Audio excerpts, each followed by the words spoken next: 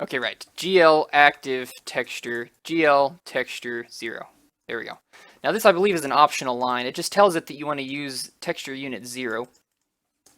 And then we're going to bind, we're not going to bind the texture, we're just going to make sure that our my sampler here in the texture shading, we need to make sure that it is using unit 0. So we need to pass in just the integer 0. So first let's get the uniform location. So we're going to say glint texture uniform equals, and we're going to say texture program dot get uniform location, and we're just going to copy my sampler right there, and then we're going to say gl uniform 1i for an integer, and we're going to upload to texture uniform, and we're going to just give it a 0. So make sure the shader uses texture 0. Alrighty, and we also need to pass in the P, which is the projection matrix for our camera. So we're going to, I don't think we ever initialized the camera. I believe we do need to initialize it. Let's go ahead and do that. So we're going to say camera.init, and screen width is screen width, and screen height is screen height. Glorious. Now we come down here, and we're going to say glm mat for projection matrix equals camera dot get camera matrix. Grab the camera matrix, and now we need to upload this. And to do that, first we need to get that uniform location for P. So we're just going to copy this, say glint P uniform.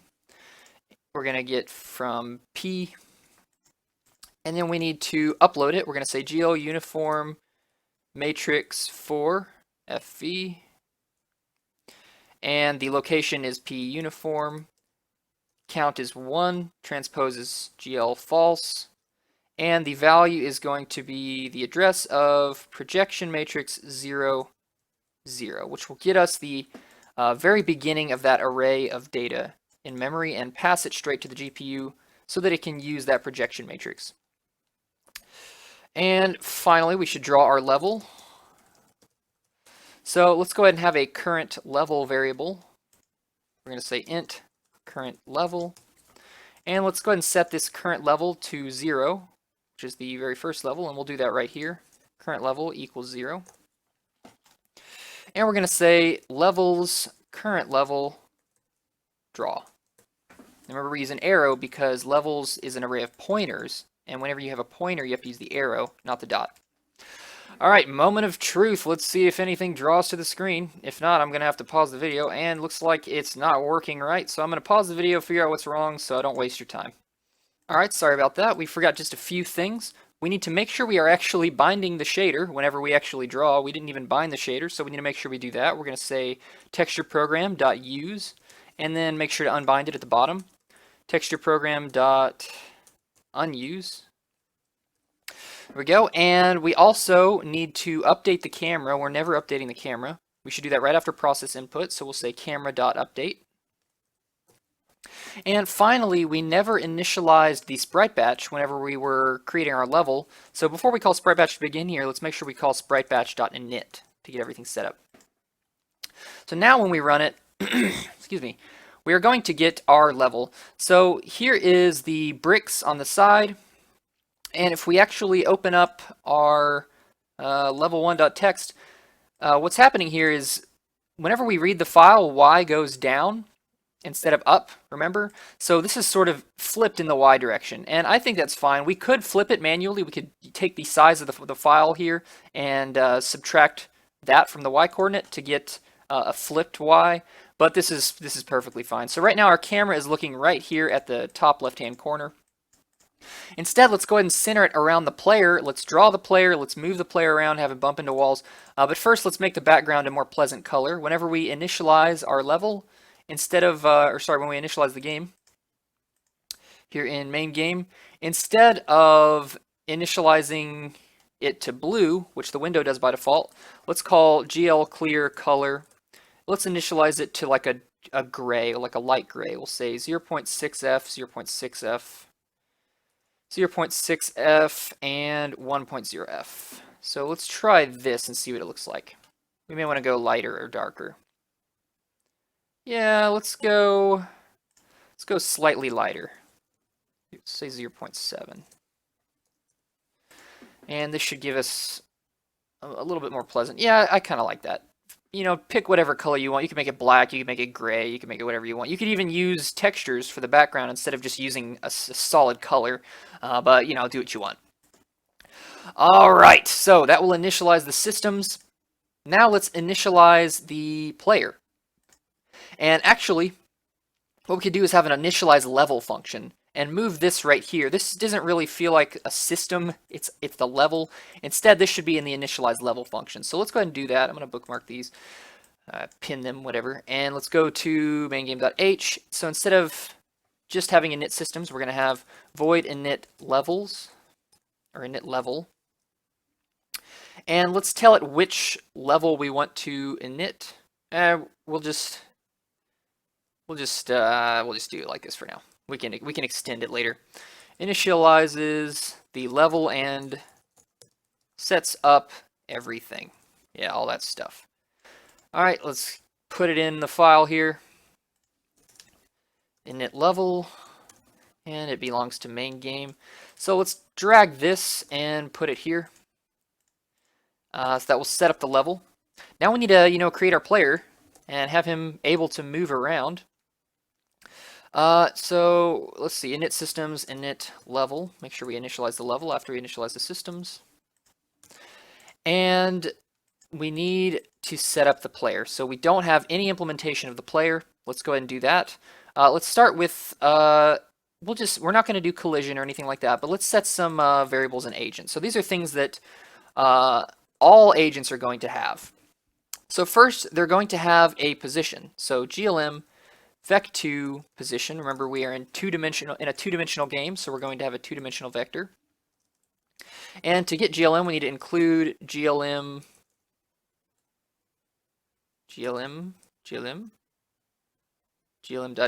There it is. We need to include that. So it has a position.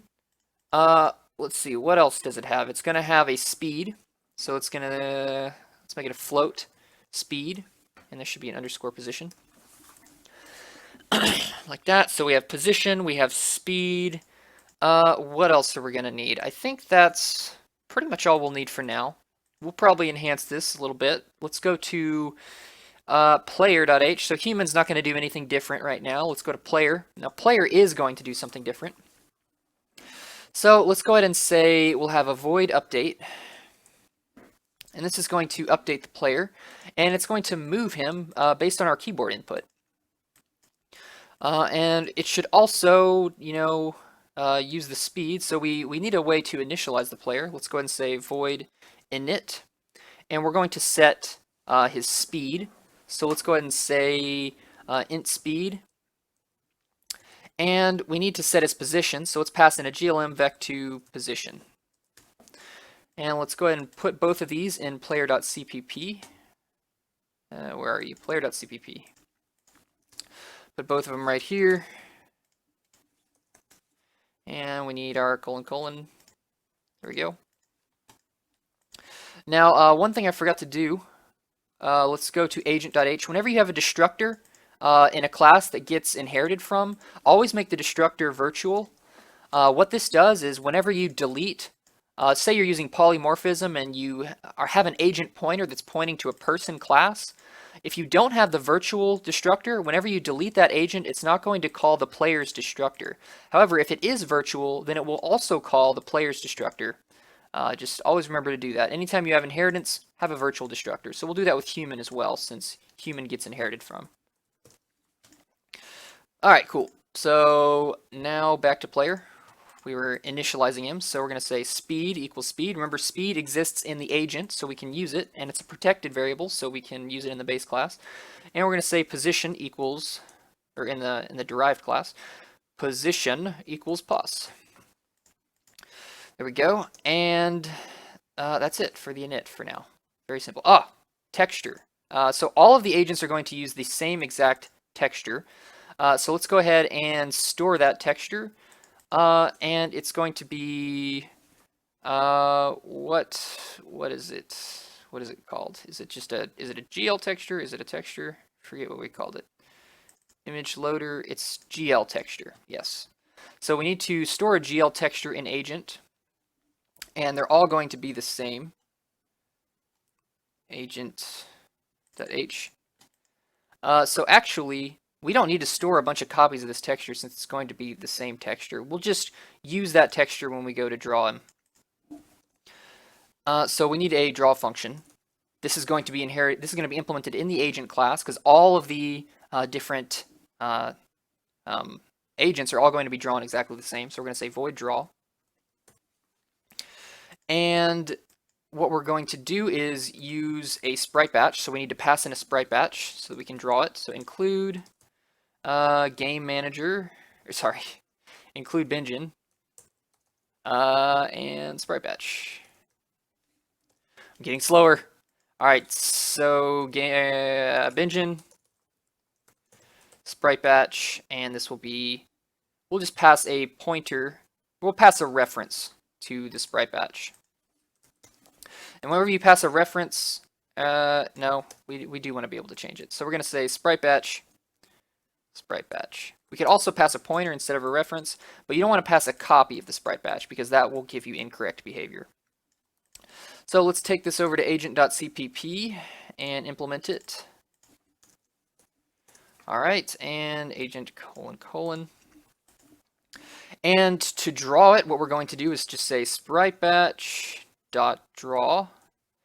And so the destination rectangle is going to be it's going to be based on the position. And let's see, let's move this here. And we also need to have a size. So we're going to say const int, and this will be, we'll say const float, agent width, and that's going to be equal to, what was it, 64 for a tile? It should be equal to or less than the size of a tile. So we're going to say 60. We'll make it slightly smaller than a tile. There we go. And back to agent.cpp. All right, so the destination rect, we're going to say glm vec4 dest rect. Dest rect.x equals position dot x. Dest rect.y equals position dot y. Dest rect.w, it goes x, y, z, w, sorry. Dest rect.z equals, and that's just going to be agent width, and dest rect.w equals agent width. Alternatively, you could say 0, 1, 2, 3 and treat it as an array. Either way works. So that will go to dest rect here. Now the UV rect is always going to be the same. We'll just say const glm vec4 UV rect 0.0f, 0.0f, 1.0f, 1.0f. Put that here. Next comes the texture. Now, we don't need to ask the texture cache. Well, I guess we can just go ahead and ask the texture cache for it every time. Now, we'll do it like this. We're going to use, since every agent is going to use the exact same texture, we're going to use a static variable. So static int texture ID equals, and we need to include the resource manager. Include resource manager. We're going to say Bengine resource manager, which should not be a static class, remember. Oh, what am I doing? Bengine, I'm making more and more mistakes as we go along. Bengine resource manager dot get texture, and the texture we are going to use is textures/circle.png. Here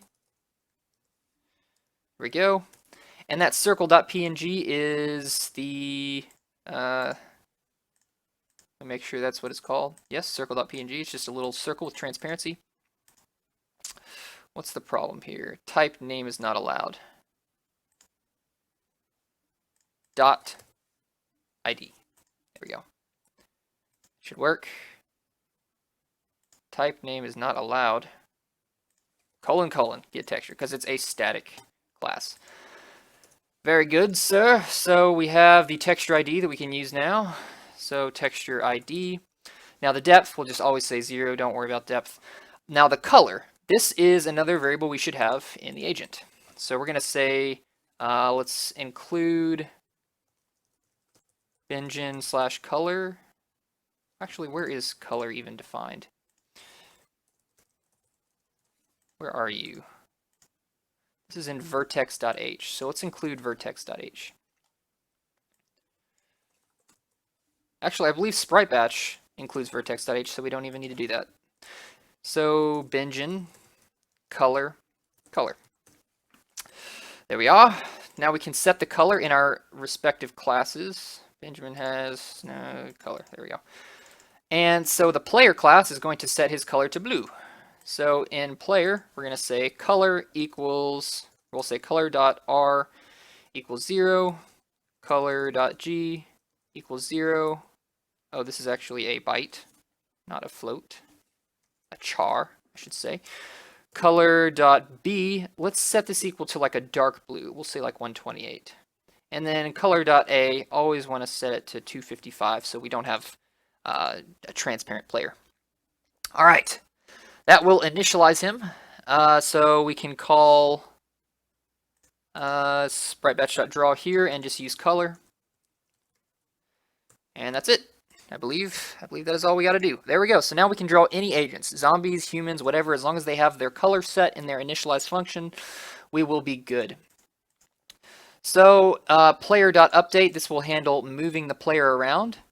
So what we're going to do is use the input manager to see what keys are pressed, and then we're going to move the player accordingly.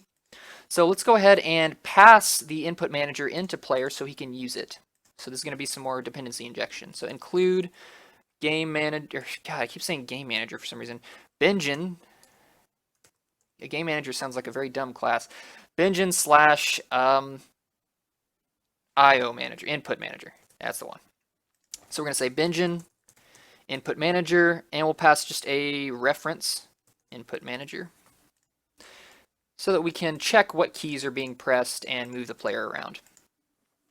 So if input manager dot is key pressed, and we're going to say SDLK W. This will move the player up, so we're going to say SDLK W is undefined because we need to include SDL. SDL.h. All right, so if the W key is pressed, we are going to just say position.x plus equals speed. And we're going to do the same thing. We'll say else if S is pressed, we're going to subtract the speed.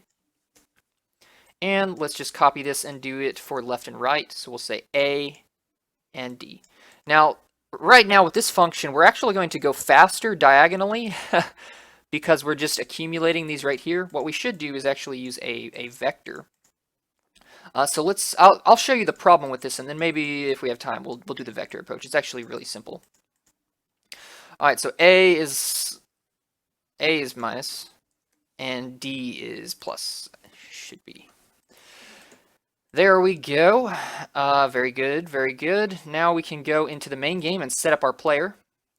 So let's go ahead and store a vector of humans. So std vector human star. This will be all of our humans.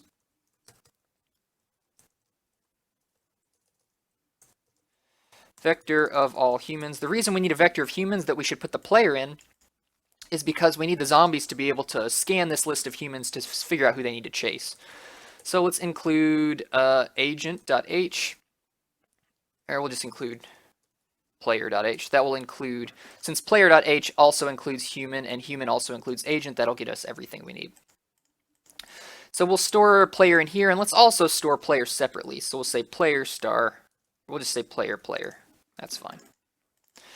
All right, actually let's make him a pointer. Let's make him a pointer. All right. Underscore player. Now let's initialize the player to null pointer just in case. Always want to do that. If you don't initialize him to null pointer and you try to use him, you might not get an immediate error. But if you use null pointer, you will always get a null access violation. Then it's really easy to track down that bug. All right, player equals new player. And then player dot init or arrow init. And the speed is going to be 1, I guess. We'll see how fast that is. And now the position, this is where we need to get the position from the level. And actually, the level is storing it as an ivec2, and I think that's kind of dumb. Let's not. Let's store it as a vec2 and use the actual position. Let's not be dumb here. Go to level.cpp, and there, we're actually doing it correctly. Yeah, there we go. So now we need to be able to query for this start player pos, so let's just write some getters, and we're going to say glm vec2 get start player pos. Since this doesn't modify anything in the class, we can say const here.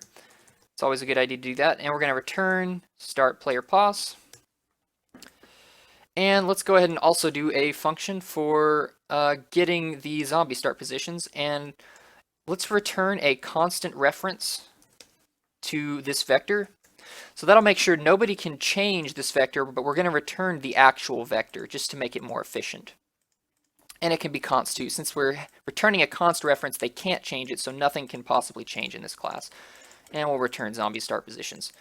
All right, so for now we're going to ignore the zombies, and we're just going to get the player. So we're going to say levels current level dot or arrow. We're going to say get start player pos. Easy as pie. That will initialize the player.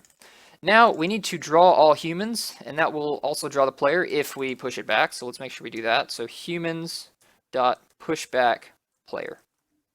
And because of polymorphism, since player is a derived class from the human class, we can push him back to a vector that contains humans. Pretty awesome, huh? Now let's go to draw game. So first we'll draw the level, then we will draw the player. So draw the player. And we're going to say, well, draw the humans. This will also draw the player. For int I equals 0, I is less than humans.size, I++. We're going to call humans I dot draw, or arrow draw. Arrow draw. And it does it take? It takes the sprite batch, so we need to make sure we give it the sprite batch. Which, oh, yes, of course. We need a separate sprite batch because the level uses its own sprite batch. And, all right, so let's go ahead and do that. Let's go ahead and get ourselves a sprite batch. So let's say, are we including sprite batch up here? Nope. Include Bengine sprite batch.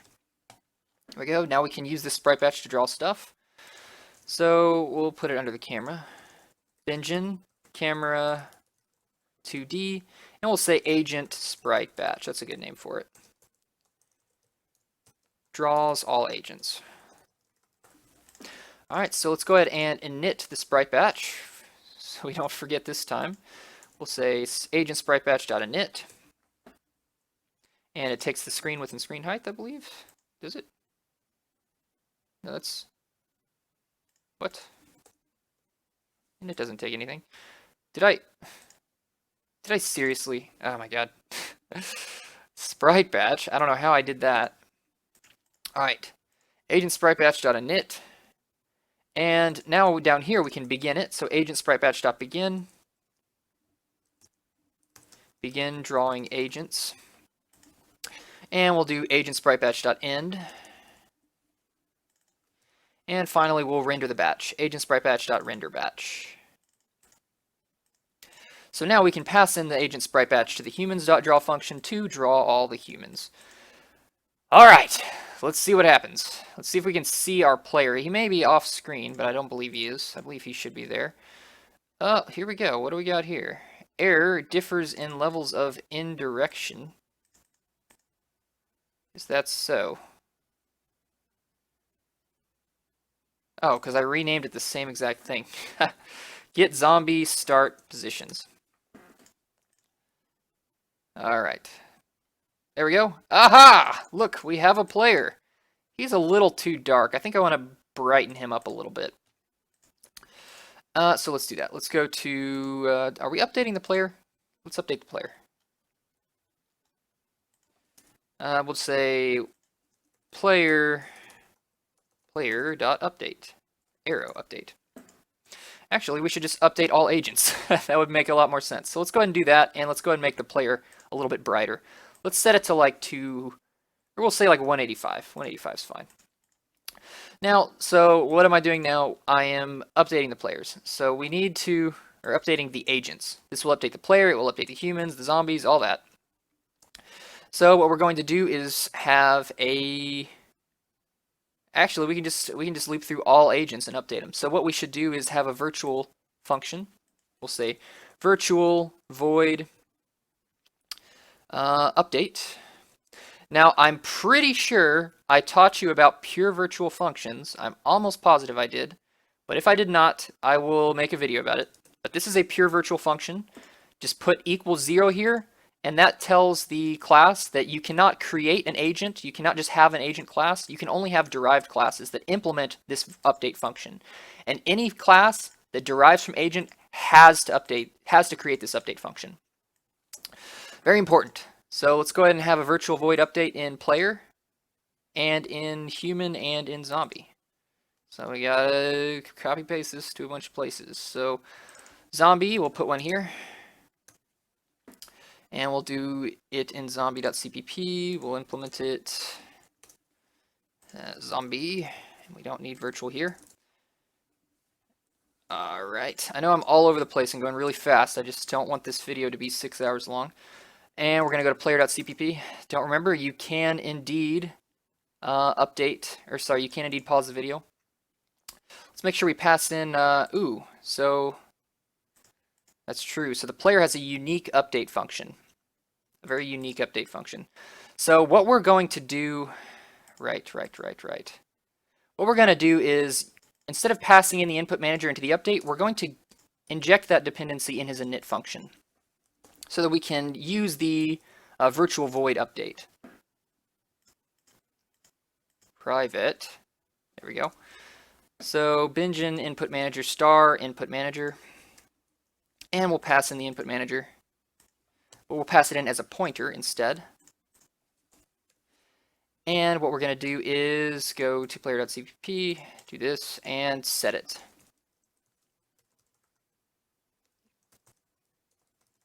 There we go. And then whenever we use input manager, we need to use an arrow instead of a dot, since it's a pointer now. There we go, slight modification. Don't need that. So now this player update, it doesn't need to be virtual because nobody's going to derive from player, but the human version does indeed need to be virtual. So we've already done the zombie one, we just need to do the human.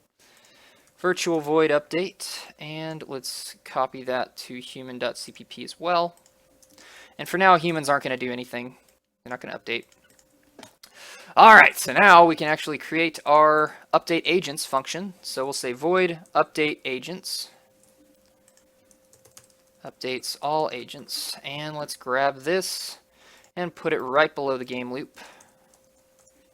And it's going to be part of main game. So all we got to do is for int I equals 0, I is less than humans, I plus plus. We're going to call humans.size. We're going to call humans arrow update. Very good, very good. And we'll also have one for zombies. Forget to update zombies. And update all humans. So this will update our player. And finally, we need to make sure we pass, where's player.init? Here we go, player.init. We need to make sure we pass in our input manager. So we'll pass in the address of input manager, since it takes a pointer. All right, now we should be able to move our player around. And let's actually make the camera track the player position. So let's have a function to get the position. We'll say, let's actually make that function, that getter function in agent, since everybody has position. So we're gonna have glm vec2 get position const return position. There we go, and that will get the position of whoever. So what we're gonna do is say camera dot set position to player dot Get position. Look at that. So that's a very easy way to track the player. All right, let's see what happens. Errors, errors, errors. Yes, errors, always errors. Input manager, undeclared identifier. It's underscore input manager because this is now a private member variable. And run. More errors. What do we got? What do we got? What do we got? So we got some missing semicolons here. Conversion from float to int. Because FPS is an int. Let's make this a float. And here we are converting from float to int. This is int speed. That's definitely a problem. This should be float speed. Always check your warnings. I've been ignoring these signed unsigned mismatch warnings because they're useless. Float speed. There we go. And does the player speed variable, is that a float? The agent speed variable, it better be a float. It is a float. Excellent. And here we go. That warning we don't need to worry about. All right, so let's run it. And here it comes. All right. So the camera is centered on the player. However, we are not able to move. I am pressing the keys, and the player is not moving whatsoever. So I'm going to pause the video and see what's up. Hopefully it'll be a really easy bug. Yes, indeed, it was a really easy bug. Just forgot to update the agents. Always got to remember to do that. So we will do that after, we'll say after process input. That seems like a fine time to do it. We're going to call update agents. Now we should be able to move the player around. Yay, and he's so slow. Also, all of my keys are inverted. I got X and Y mixed up, it seems like. So let's increase his speed. Let's increase it times 4. And let's go to player update because this is wrong. W is Y. Ben, you dummy. Y, Y, X, X. Let's try again. See if that works. Yay, I can move around and I can walk through walls. All right, so here's our world. As you can see, it's pretty large and empty, I guess. We probably could have had a few more buildings. But the more buildings you have, the more likely it is that the zombies are going to get stuck on edges. I tried to put a lot of doors and things in here since we haven't learned pathfinding yet, so we can't make the zombies really smart. They're going to just try to walk through walls to get to everybody. And we can even walk off the screen because we can't collide with anything. All right, and you may notice that the camera is actually not perfectly centered on the player, but that, I mean, you can't really notice it, so I guess it doesn't really matter. I think the camera's centered. I can't even tell. I think the camera's centered here? Maybe here? I don't know. All right, so now, next step. Let's try doing a little bit of collision. Let's have the player collide with these bricks and things so that he kind of bounces off them and doesn't just walk through them. Let's try that. All right, so now we need to implement a collision method in agent. So the agent is going to handle the collision because all of them are going to be colliding pretty much exactly the same. So remember, when we go back to our little untitled paint thing here, this is how we do the collision with the tiles. We need to check the 4 nearest tiles, and we need to check what they are, and we need to, if we are colliding with them, we need to push the player out by that distance. So what we're going to do is we're going to just pass in the collision method, we're going to pass in the entire level data, and we're going to do collision on it. And we're going to make sure we pass it in as a constant reference so we don't make a copy and so that we can't change the level data. We don't want to change the level data out from under it. All right, so we're going to say, we'll say this should happen in the update function. Actually, so the update should handle collision. So what we're going to do is pass in everything that anybody would need into the update function. So we'll pass in the level data, we'll pass in the humans, or actually we just need to pass in all agents. So we'll pass in the level data and we'll pass in the agents. So in this case it would be a vector of humans, a vector of zombies. So let's go ahead and include, let's go ahead and do a forward declaration for zombie and for human.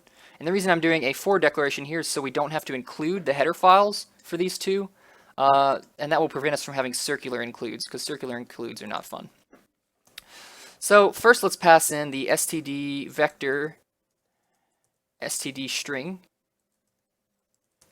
and this is the level data, and remember we want to make it a reference, so we're not making a copy, and we need to make it a constant reference.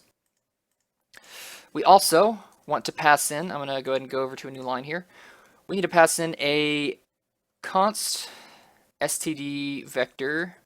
Actually, we'll not make this one const.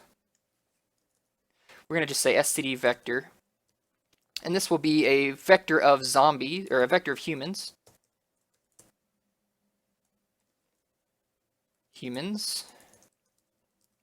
And then we'll do the zombies. So std vector zombies, because each class is going to have different collision behavior.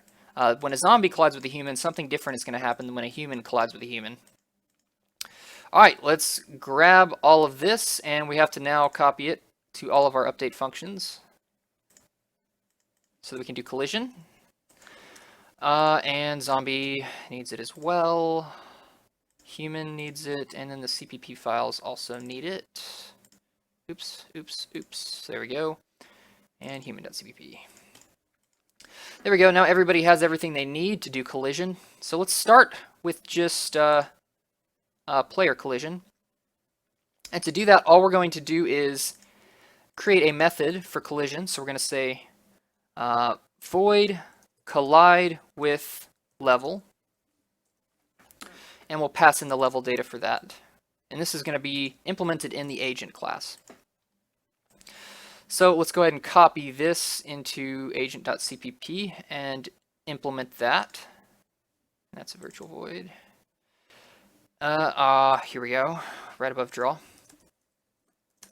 All right, agent collide with level. Now what we need to do is find the 4 tiles. Oops. Hopefully we'll get this right the first time. We need to find the 4 tiles that we are colliding with. So what we're going to do is, for now, we're going to just have a vector of all the tiles we're colliding with, or we're touching. If you want to make a larger player, you will have to collide with more tiles. So you'll just add more tiles to this vector we're going to create. So we're going to say, std vector of char, and actually, it actually needs to be a vector of chars and positions. So let's just let's make a struct up here.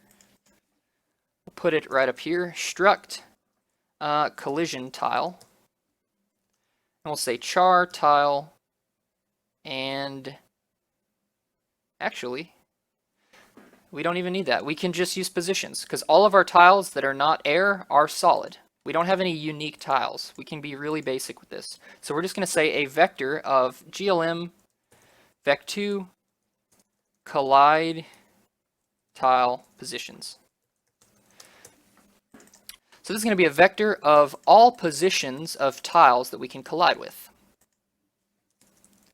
And let's go ahead and include level.h so that we can get that, that global constant variable that was the tile width, so we know how big the tiles are. All right, so we need to check the 4 corners. Check the 4 corners. And to do that, what we're going to do is just start at the, we'll start at the top left-hand corner, or is it the bottom left-hand corner? We'll see if we're wrong. It'll be easy to figure out.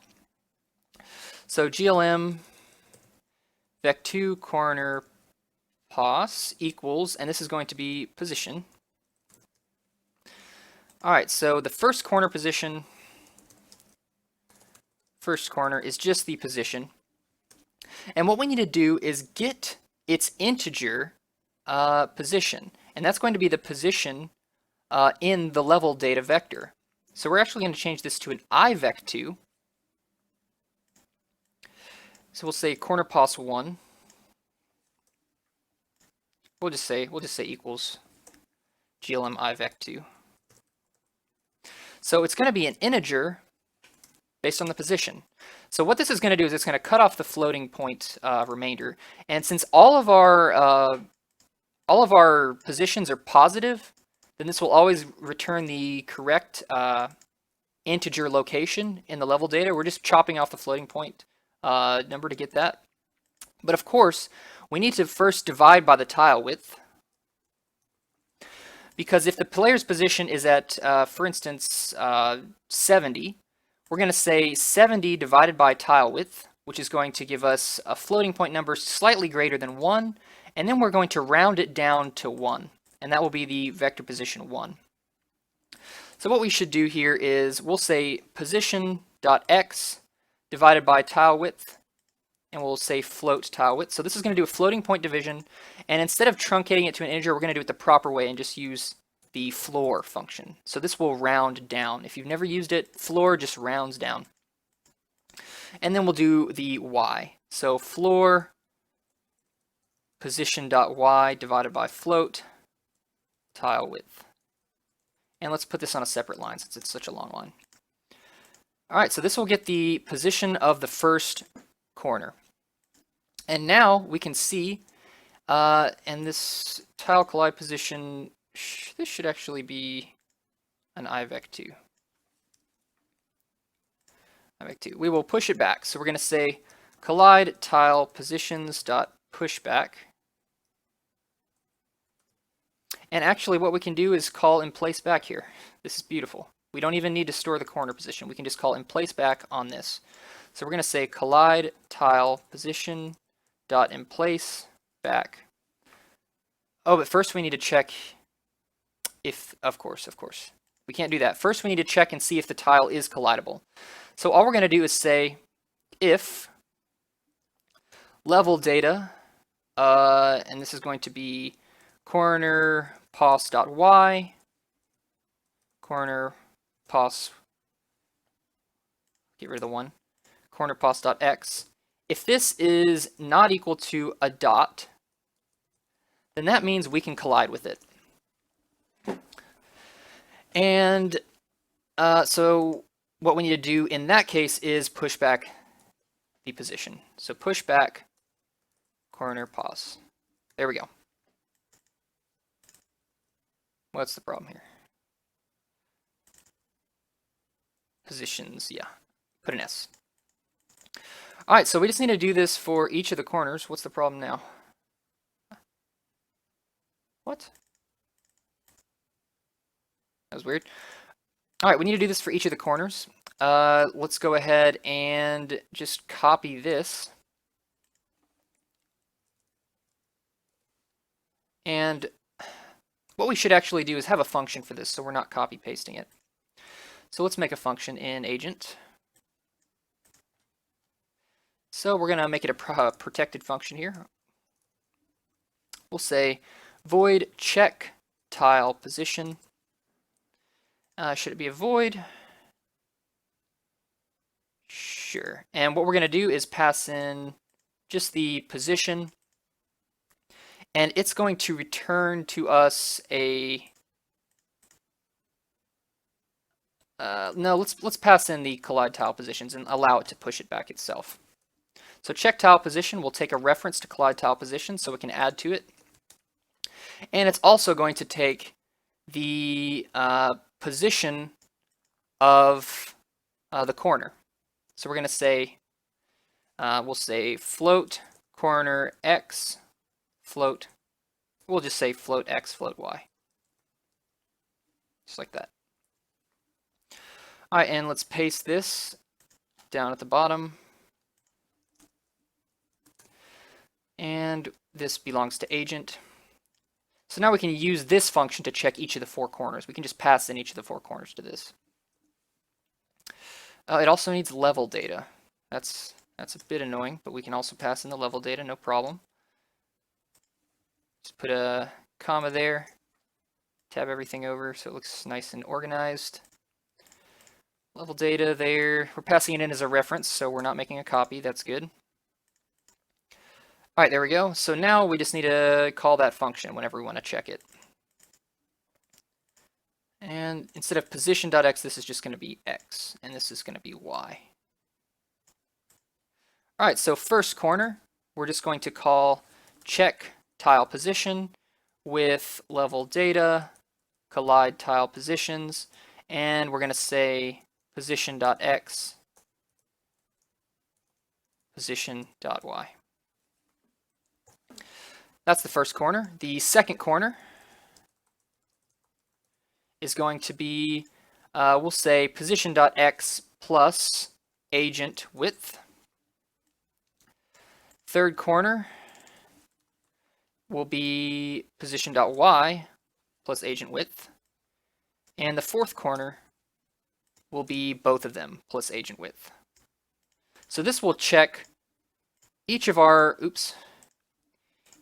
four corners, and if it's colliding, or if it's inside of a block that is solid, then we are going to get the position of that block added to our collide tile positions vector.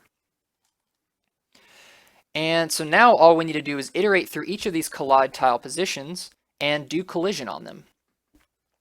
And since it's pushing back the integer position, we're going to definitely need to multiply that by, let's go ahead and let's store the center positions of the tiles. That will make it a lot easier. So we're just going to pass in the floating, we're going to turn them into floating point vectors, so just regular vec2. Yep, and this should be vec2. And here what we're going to do is say corner pos. We'll change corner pos into we'll just say it's a vec2. We're going to say corner position plus, and we're going to say a vec2 of tile width divided by 2. So this will, if we go to our little paint diagram, let's draw a box. We're trying to store the world position of this point right here. However, right now we have the position of this.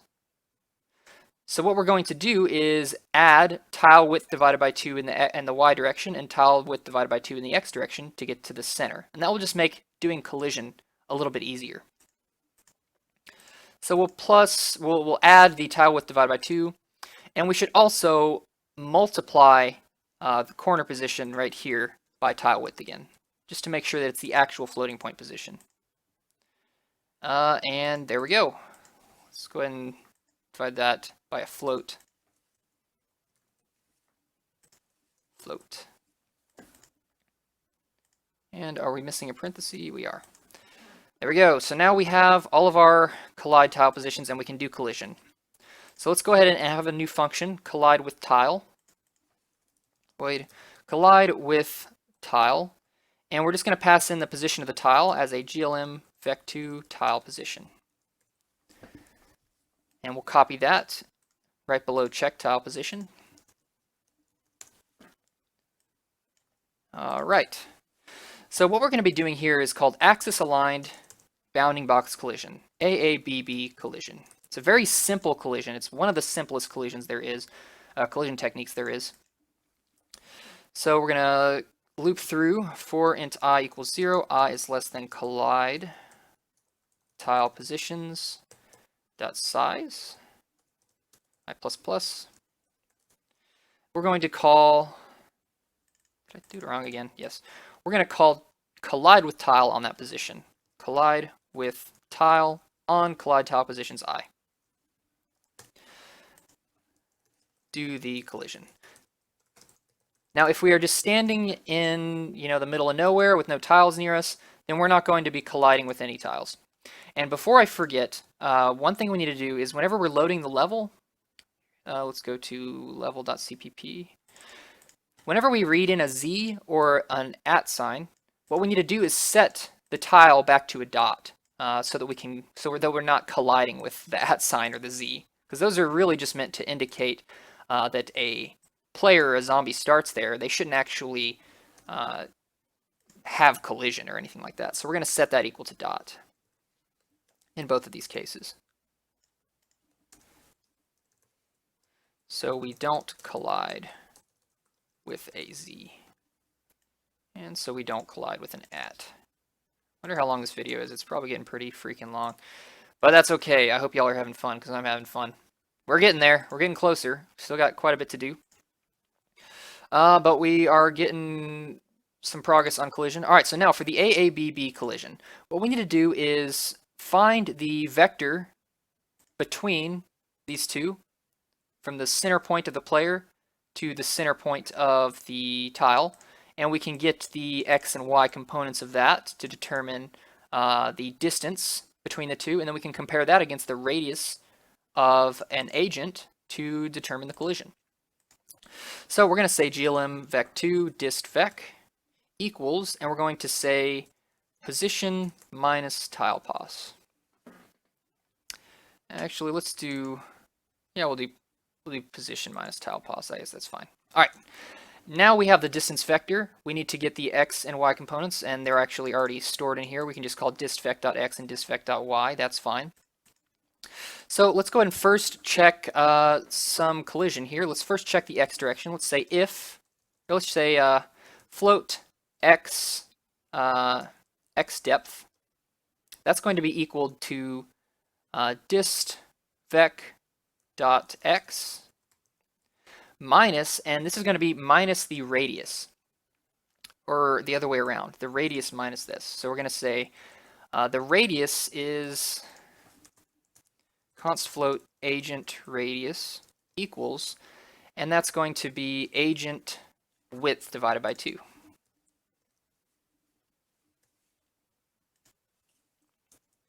Float.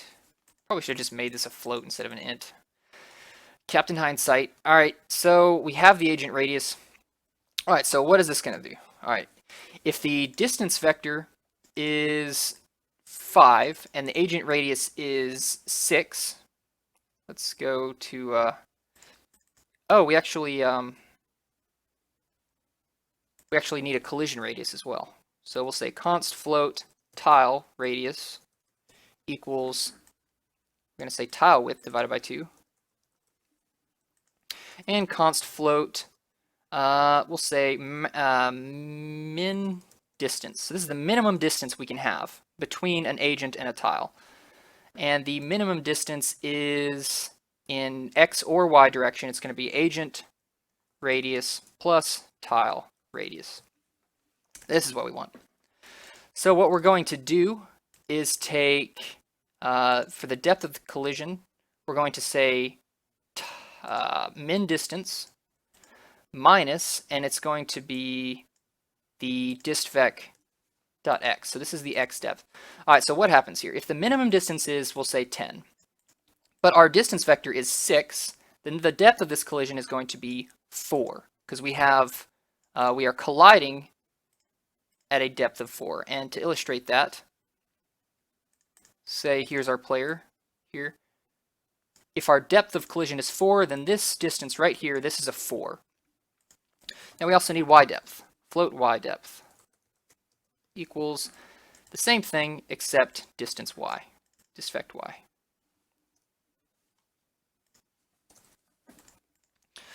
Now, should we absolute value the distance vector? I believe we should, because we don't want the order that we subtract them to matter. So let's go and absolute value this.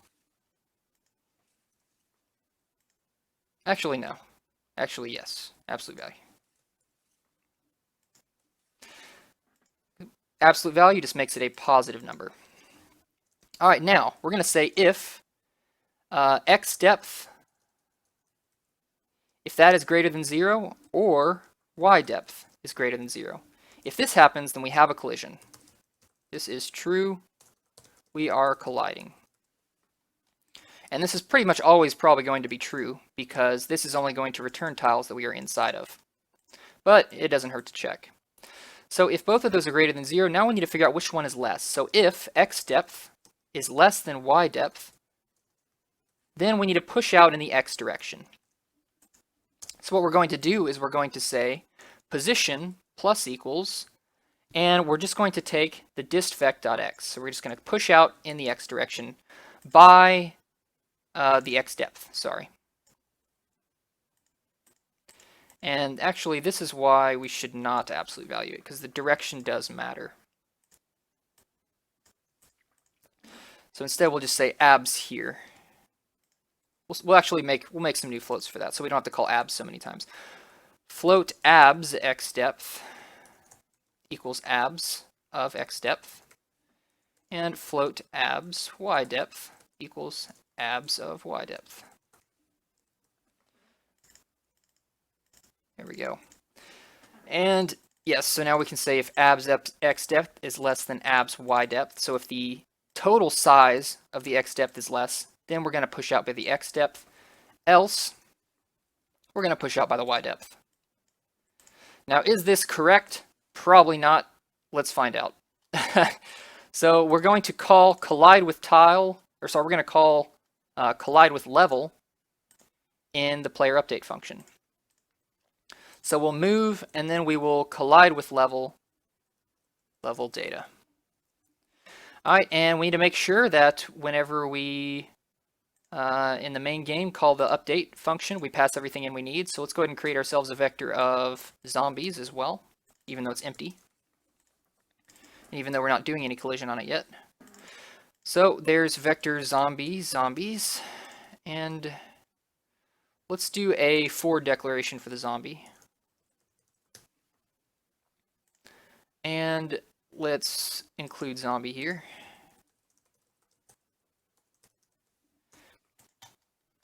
So now whenever we update humans, we will pass in everything it needs. So we're going to say level data, or levels, current level dot, and I don't believe we have a get level data, so we'll say get level data. And let's go ahead and implement this. So let's go to level .h. We'll write a quick little getter. We're going to say const glm, or sorry, const std vector string. And remember, we're returning a reference, so we don't make a copy. We're going to say get level data, const return level data. All right, so now we can go back to main game, and this should work.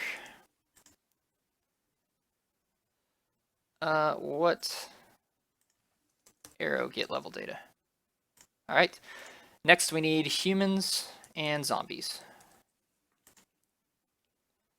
And what's the problem here? What's wrong with zombies? Because it's zombie star, not zombies star. Okay, and is player colliding? He is. Let's see what happens. It's probably not going to work. Most likely not going to work. But hopefully it's only a little bit wrong, so I can quickly fix it and we can move on. This should be underscore level data. What else we got? Size is a function. All right. Oh no! What do we got here? So the corner position that's getting returned by this is incorrect. Oh, right. We don't want to multiply by tile width there. We want to multiply by tile width here. That's the problem. Let's try that again. All right. It kind of works. It looks like we are pushing in the wrong direction. So, so we are colliding. It's going nuts, but we're colliding. I will pause the video and figure out the correct math to make sure I'm not... oh my gosh. Yes, I will fix this. 1 second.